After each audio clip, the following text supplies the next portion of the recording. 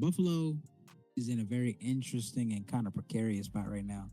As for the past, what, like 4 or 5 years, they've been seen as like contenders. And I feel like while they're not going to be a bad team, it's just not the same team that we it's not going to be the same team that we're accustomed to seeing. Keon Coleman is unproven. Khalil Shakir is a pretty good receiver. But I don't know who else they got. They got James Cook's a very solid running back. Offensive line is solid. Defensive line is meh. It's iffy. That D back room is cool. No, it should be like if I had to guess, like a anywhere from like an 8 to 10 win team.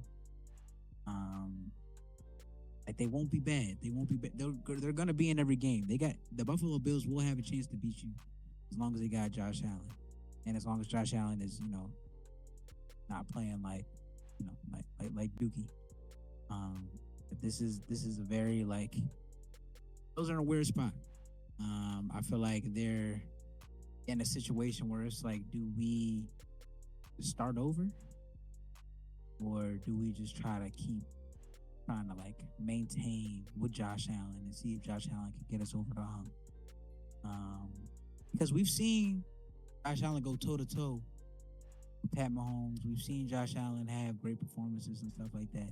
So we know he can do it if by some miracle he gets a supporting cast that can like limit the Josh Allens and the Lamar Jacksons and the Joe Burrows of the world.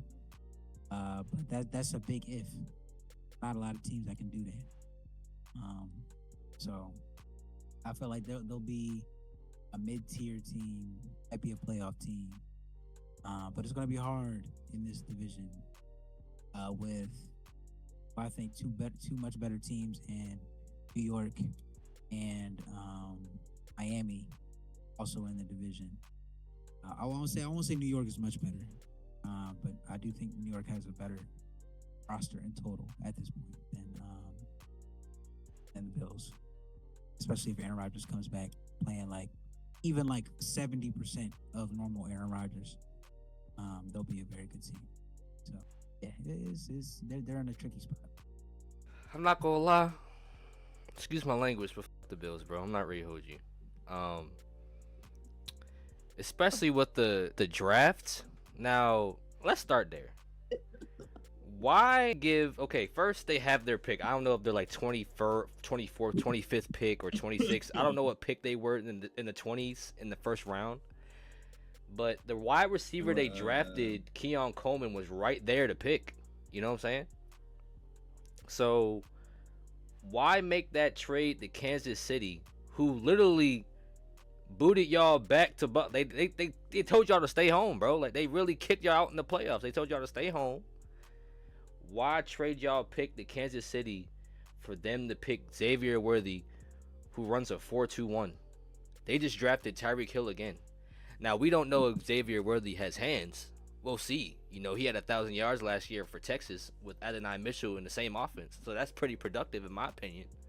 But it's like, why trade your pick to a team that eliminates you out of the playoffs year in and year out? I will never get that. Why you literally traded your team or traded your pick to the ops. You gave your ops a weapon. So now if that weapon boots you out in the playoffs again, don't be crying, Buffalo. I'm not gonna lie. I don't know. Whoever the GM of the Buffalo Bills is like, it's very bewildering, bro. And then y'all not only y'all trade to the ops, y'all trade to the second round just to draft the same receiver y'all was gonna draft on that pick. So why would y'all do that? You know what I'm saying? To counter that point, I don't think they should have traded with the Chiefs. But if they didn't feel like Keon Coleman was worth a 20, it's also a money thing. You know what I'm saying? Like you have to pay Keon Coleman a whole lot more. You draft him at 24 versus you draft him in the second round. Mind you don't get that 5th-year option. But that 5th-year option is also very expensive. So if Keon Coleman doesn't pan out, you're not stuck with you paying Keon Coleman mad bread on a rookie deal. So you got him for a little cheaper. And if you just don't feel like Keon Coleman is worth 24, you don't take him at 24. if Keon Coleman's your guy, you can trade back, get a little bit more draft capital, and still get him. Exactly. And you get then you do that. But I do think that trading with Kansas City in specifics was a little Maybe they were the only team that was willing to trade up. So who knows what went down in a war room in Buffalo. But I don't think it was a bad trade. They got an extra pick. They got their guy, and everything's honky dory. Now, do I think in the long run is it gonna help? I don't know. Keon Coleman, people who have been talking to me outside the pod and stuff like that. No, I don't really. I'm not the biggest as far as Keon Coleman's skill set. I'm not the biggest fan of Keon Coleman. I am a big fan of Keon Coleman, the person. I think that dude is hilarious. Every Keon Coleman interview I watch, but as a just pure skill set, I thought there were better receivers available. So I wouldn't have personally made that pick, but I do wish him all the best.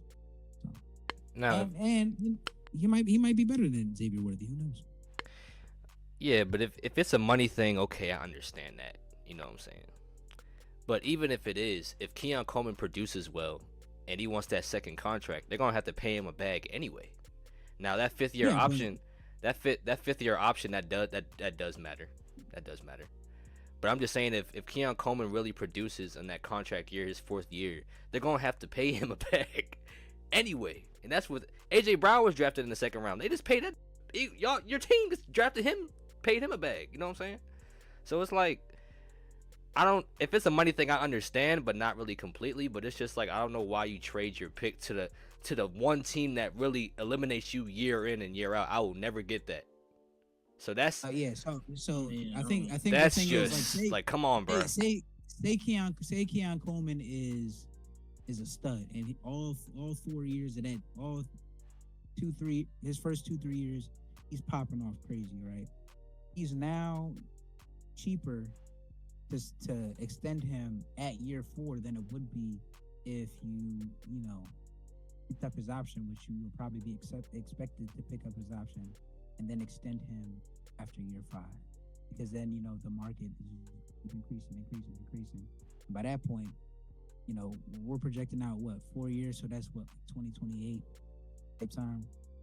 Shoot, for a receiver of even a low end number 2 caliber receiver will probably be worth $30 million by then. You know what I'm saying? So it does matter. Getting not having to pay that 5th year option, because that 5th year option is basically like franchise tag. I would just say on the Buffalo Bills off season, they were ahead of the curve before they started getting over the techs for a couple more years. That's why they traded Stephon Diggs.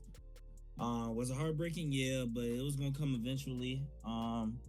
Their Super Bowl window had closed 2 seasons ago, in my opinion, or it was starting to diminish 2 seasons ago, and then this year was the nail in the coffin. I feel like, so trading him personally, I've seen it coming, because I think he was just over it in Buffalo, and then they had to get rid of that cap. This year, I think it was the best year to trade him or to cut him, just depending on the cap situation going forward. That's also why they cut some of the veterans that we didn't think they would cut. Tre'Davious White, Jordan Poyer, and all of them. So it's all about money at the end of the day. So they had to get it back in the draft. I feel like Keon Coleman can be what Gabe Davis was, but not Stephon Diggs. So I think that's good. Gabe Davis ran 4.5, just like Keon did. So I think his positive outlook for him is Gabe Davis. They got Curtis Samuel. They have Hardy. They can use a wide receiver, of course, obviously.